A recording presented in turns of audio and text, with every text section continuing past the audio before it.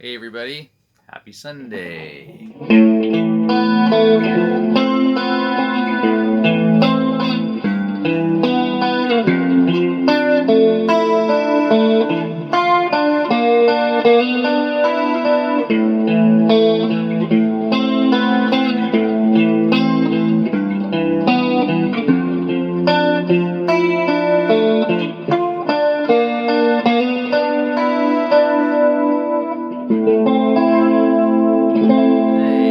Hey everybody, how's it going out there?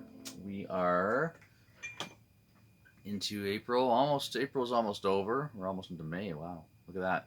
And happy Sunday to everybody out there. And little Def Leppard for you.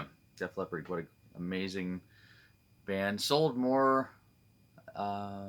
Def Leppard has sold the most out of the hair metal, hard rock, 80s group of bands, even more than Bon Jovi, actually. Cheers to them. Biggest selling band in Hair Nation, if you will. And we're talking about Def Leppard because Steve Clark, the late great Steve Clark, had his birthday anniversary on April 23rd, and playing a little bit of "Bringing On the Heartache" there. What a great little intro that is. That's actually not the intro. That's just where the band kicks in. There's that harmony part. That part. Some great stuff by I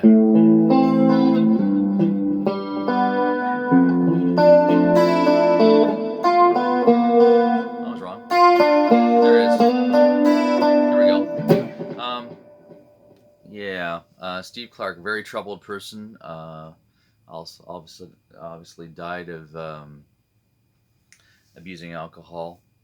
Uh, I've talked about Def Leppard before, and I've talked about the really cheesy HBO movie called Hysteria: The Story of Def Leppard. And if you like the band or like the genre, because we're all starved. People, I don't know, I am. I'm starved for anything that has to do with classic rock and that kind of stuff to watch, a documentary. And it's a really cool documentary called Hysteria. If I can find it, I'll post a link when I post this video. But yeah, it's actually quite well acted, but they really portray.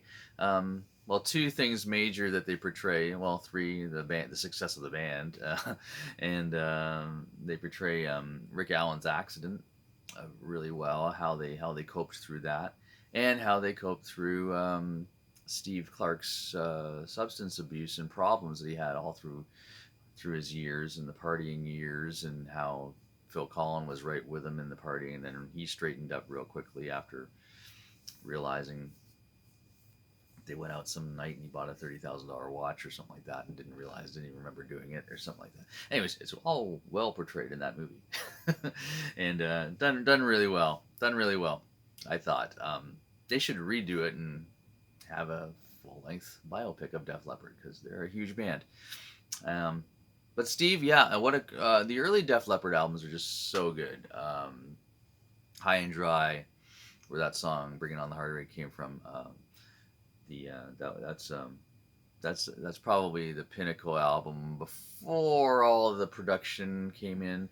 But as you look at back in the day, you didn't look at it that clearly. But I think because we were all delusioned by style and who's better and all that kind of thing.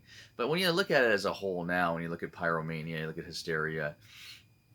If you were into heavier stuff, you probably weren't into Pyromania or Hysteria. Um, all the same genre though, but you have to appreciate the songwriting.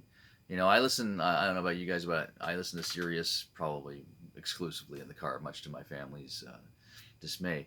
But I listen to Hair Nation and Ozzy's Boneyard, and Rock Bar is another one I listen to.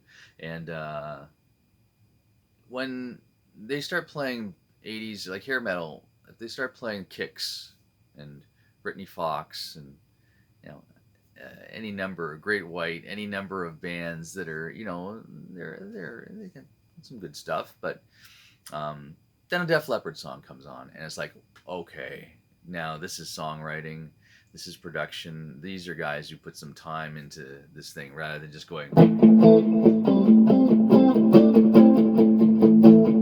You know what I'm saying? They put some time into writing songs, proper lyrics, proper melody lines, and that, and it shows. They're still playing stadiums today in 2023. They're still selling tons of albums. They have sold a huge amount of albums. They're still, they were young back in that day. Rick Allen, I think, was 15 when he joined the band, and probably only 18 or 19 when they were out touring the U.S. Just they so they're what I'm trying to say is they're not as old as the guys that are starting to get into health issues and passing away, and that we love and pay tribute to on this show, unfortunately. But Def Leppard, just an incredible band. Steve Clark. Now, all the guitar players in Def Leppard, they started out with Steve Clark and Pete Willis. Pete Willis had some, alcohol problems too, and was fired from the band. Brought in Phil Collen, who is still with the band today. Was an incredible guitar player. After Steve Clark's passing away, Def Leppard acquired Vivian Campbell, who's been in the band now probably way longer than Steve Clark or anybody else in the band, and probably still called the new guy. But Vivian Campbell, of course, incredible guitar player who's played with a lot of different people like Whitesnake and got his start in Dio, if you remember Dio and that. But these guys jump around and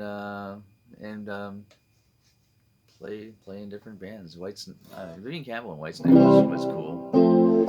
Vivian Campbell and Def Leppard is even cooler. But anyways, cheers to Steve Clark. Happy birthday anniversary. Sadly that you're no longer with us. A great song called "Song and Emotion" was written by Tesla about Steve Clark, and big Gibson guy, wasn't he? He was the Gibson guy.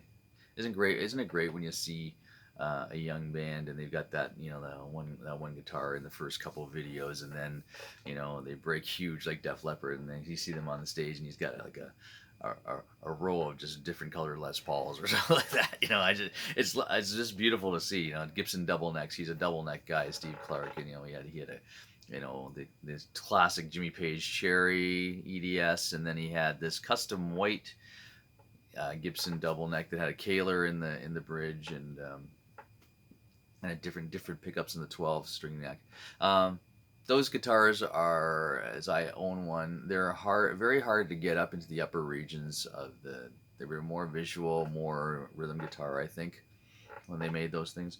You can't really get up to like 22, 21. It's very short. If you're a Strat player, you'll know what I'm talking about. But and it's hard to get access up there. So most guys who are double neck guys, like Rick Emmett from Triumph, had the Gibson at the beginning, and made a switch to the Ibanez and a bunch of other ones, and eventually ended up with a custom Yamaha. But Steve Clark had beautifully modified Gibson, and some guys hung on to those for the career. Alex Lifeson, one of them too, always played the Gibson double neck. Anyhow, I'm all about double necks. If I had more money, I'd buy more. Anyways, cheers to everybody out there. We had a great local news. Thanks to everyone who came out to our student showcase yesterday. It was beautiful. Just a great feel. Lots of young, talented singers got up for more of a coffee house kind of gig. Apologize to all you drummers and our electric guys that were not invited because it was an acoustic gig, and we were trying to do it very quickly and get in and out of the place to nice restaurant that allowed us to come in, Karen and Soulful Cafe on Brant Avenue. Thank you so much. We'll be doing much more shows there. And the busy season's coming.